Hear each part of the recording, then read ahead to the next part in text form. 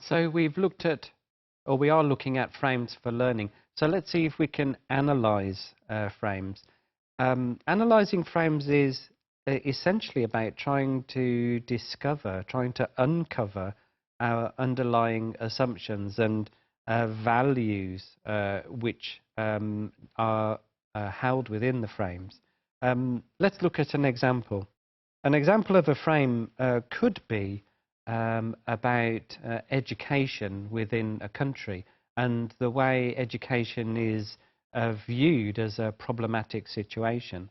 For example, part of framing education which is in trouble could be about saying that there's no system of licensure within education, or in other words, it's about recognizing that there are inconsistencies in the way different education providers are undertaking the work.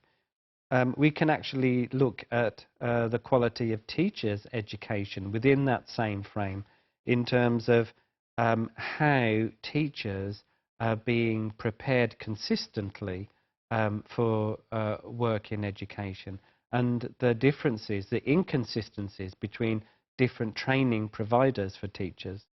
And we can also look at this particular frame from the point of view of the quality of education that's going on. Or in other words, having some framework, a common framework for how we measure the quality between different education providers, between different schools. Assumptions are then very powerful in terms of how we frame our learning and how we frame our experiences in terms of learning.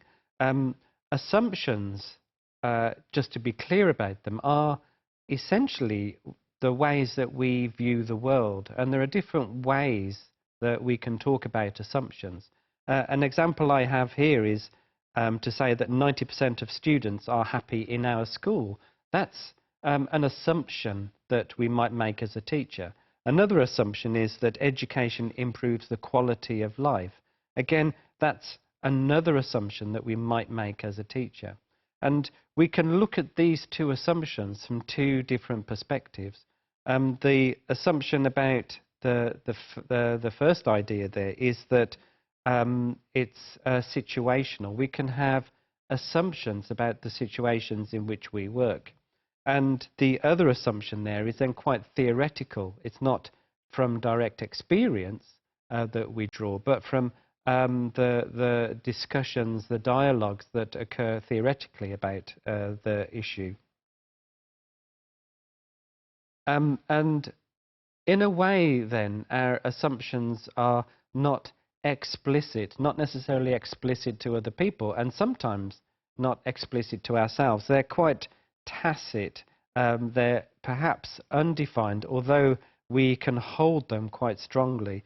And if we can't give a name to an assumption, then it remains as an assumption. As soon as we can start to qualify it, as soon as we can start to describe our assumptions within the frame, then they move from assumptions to become hypotheses. And along with assumptions in terms of framing our learning, we're also looking at values. The values that we have underpin our assumptions. And values are essentially criteria that we use for measuring our response to experiences.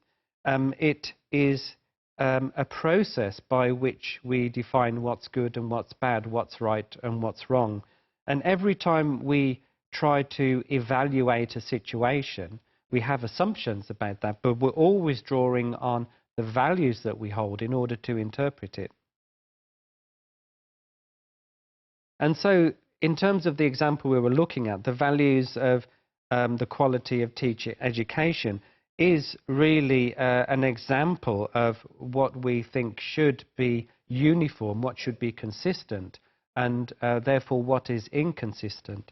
And the framework, the value that we can look at in terms of quality education is that the quality should be consistent across the whole spectrum of education.